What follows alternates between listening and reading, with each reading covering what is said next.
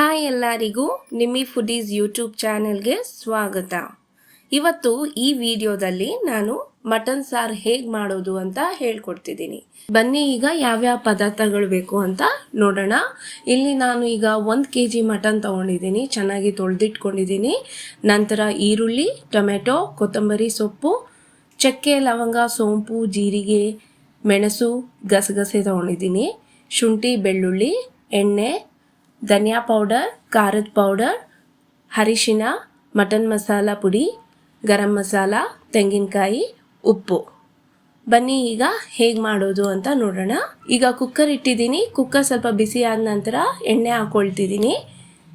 ಎಣ್ಣೆ ಕಾದ ನಂತರ ಮಟನ್ ಹಾಕ್ಕೊಂಡು 2 ರಿಂದ 3 ನಿಮಿಷ ಚೆನ್ನಾಗಿ ಫ್ರೈ ಮಾಡ್ಕೊಳ್ಳಿ. ಅದಾದಮೇಲೆ ನಾನು ಉಪ್ಪು, ಅರಿಶಿನ ಪೌಡ್ರ್ ಹಾಕಿ 5 ನಿಮಿಷ ಚೆನ್ನಾಗಿ ಮಿಕ್ಸ್ ಮಾಡಿ ಫ್ರೈ ಮಾಡಿದ್ದೀನಿ. ಈಗ ನಾನು ಧನಿಯಾ ಪೌಡರ್, ಖಾರದ powder, mutton masala, garam masala 1 spoon ಹಾಕಿ ಮಿಕ್ಸ್ ಮಾಡಿದ್ದೀನಿ. ಮಿಕ್ಸ್ ಮಾಡಿದ ನಂತರ ನಾನು ಸ್ವಲ್ಪ ನೀರು ಹಾಕಿ ಚೆನ್ನಾಗಿ ಮಿಕ್ಸ್ ಮಾಡಿ ಫೈನಲ್ಗೆ ಕುಕ್ಕರ್ ಲಿಡ್ನ ಕ್ಲೋಸ್ ಮಾಡ್ತಿದ್ದೀನಿ. 5 ವಿಸಲ್ ಕೂಗಿಸಿ.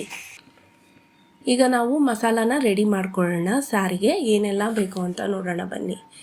ಈಗ ಇಲ್ಲಿ ಒಂದು ಬಾಣಲಿ ಇಟ್ಟಿದ್ದೀನಿ. ಎಣ್ಣೆ ಏನೂ ಹಾಕಿಲ್ಲ.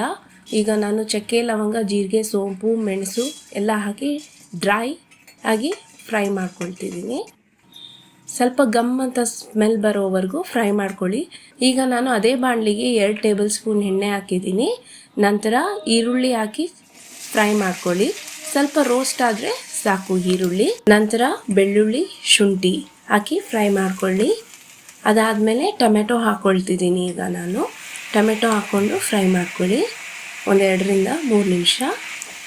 ಫ್ರೈ ಆದ ನಂತರ ಸ್ವಲ್ಪ ಕೊತ್ತಂಬರಿ ಹಾಕ್ಕೊಳ್ತಿದ್ದೀನಿ. ಎಲ್ಲ ಫ್ರೈ ಆದಮೇಲೆ ತಣ್ಣಗಾದ ನಂತರ ನೀವು ಮಿಕ್ಸಿ ಜಾಡಿಗೆ ಹಾಕಿ ಚೆನ್ನಾಗಿ ಸ್ಮೂತ್ ಪೇಸ್ಟ್ ಮಾಡ್ಕೊಳ್ಳಿ. ಈಗ ಕುಕ್ಕರ್ ಲಿಡ್ ಓಪನ್ ಮಾಡೋಣ ಬನ್ನಿ. ಮಟನ್ ಬೆಂದಿರುತ್ತೆ. ಈಗ ಈ ಕುಕ್ಕರ್ಗೆ ನಾನು ಮಸಾಲ ಪೇಸ್ಟ್ ಮಾಡಿ ಇಟ್ಕೊಂಡಿದ್ದೆ ಅಲ್ವಾ, ಅದನ್ನು ಹಾಕಿ ಚೆನ್ನಾಗಿ ಮಿಕ್ಸ್ ಮಾಡ್ಕೊಳ್ಳೋಣ. ನಾನು ಆಲ್ರೆಡಿ ಖಾರ ಎಲ್ಲ ಹಾಕಿದ್ದೀನಿ. ಸೊ ಮಸಾಲ ಹಾಕ್ಕೊಂಡು ಚೆನ್ನಾಗಿ ಮಿಕ್ಸ್ ಮಾಡಿಕೊಂಡು ಈಗ ನಾನು ಸ್ವಲ್ಪ ನೀರು ಹಾಕ್ಕೊಳ್ತಿದ್ದೀನಿ. ನೀರು ಹಾಕ್ಕೊಂಡಿದ ನಂತರ ನಾನು ಕುಕ್ಕರ್ ಲಿಡ್ನ ಕ್ಲೋಸ್ ಮಾಡಿ 1 ವಿಸಲ್ನ ಕೂಗಿಸ್ತಿದ್ದೀನಿ. ಮಸಾಲ ಸ್ಮೆಲ್ ಹೋಗಬೇಕು, ಹಸಿ ವಾಸನೆ. ಸೊ ಈಗ 1 ವಿಸಿಲ್ ಬಂದ ನಂತರ ಕುಕ್ಕರ್ ಓಪನ್ ಮಾಡಿದ್ದೀನಿ. ನೋಡಿ, ಕುಕ್ಕರ್ ಲಿಡ್ನ ಓಪನ್ ಮಾಡ್ತಿದ್ದೀನಿ. ಈಗ ನೋಡಿ, ಎಣ್ಣೆ ಎಲ್ಲ ಚೆನ್ನಾಗಿ ಬಿಟ್ಟಿದೆ. ಸೊ ಹಾಗಾಗಿ ಮಟನ್ ಸಾರು ಈಗ ರೆಡಿ ಆಗಿದೆ. ಈಗ ಸರ್ವಿಂಗ್ ಬೌಲ್ಗೆ ಸರ್ವ್ ಮಾಡ್ಕೊಳ್ತಿದ್ದೀನಿ. ನೀವು ಮಟನ್ ಸಾರು ಜೊತೆಗೆ ಮುದ್ದೆ, ಅನ್ನ, ಚಪಾತಿ, ಪೂರಿ ಚೆನ್ನಾಗಿರುತ್ತೆ. ನಾನಿವತ್ತು ಇಲ್ಲಿ ಪೂರಿ ಮಾಡಿದ್ದೀನಿ. ಸೊ ಪೂರಿ ವಿತ್ ಮಟನ್ ಸಾರು ಕಾಂಬಿನೇಷನ್ ತುಂಬ ಚೆನ್ನಾಗಿರುತ್ತೆ. ನೀವು ಮನೆಯಲ್ಲಿ ಒಂದ್ಸಲ ಮಟನ್ ಸಾರನ್ನ ಟ್ರೈ ಮಾಡಿ ನೋಡಿ. ನಿಮ್ಗೆ ಇಷ್ಟ ಆಗಿದ್ರೆ ನೀವು ಕಮೆಂಟ್ ಮಾಡಿ, ಲೈಕ್ ಮಾಡಿ, ಶೇರ್ ಮಾಡಿ. ಹಾಗೆ ನಮ್ಮ ಚಾನಲ್ಗೆ ಸಬ್ಸ್ಕ್ರೈಬ್ ಮಾಡಿ. ಧನ್ಯವಾದಗಳು.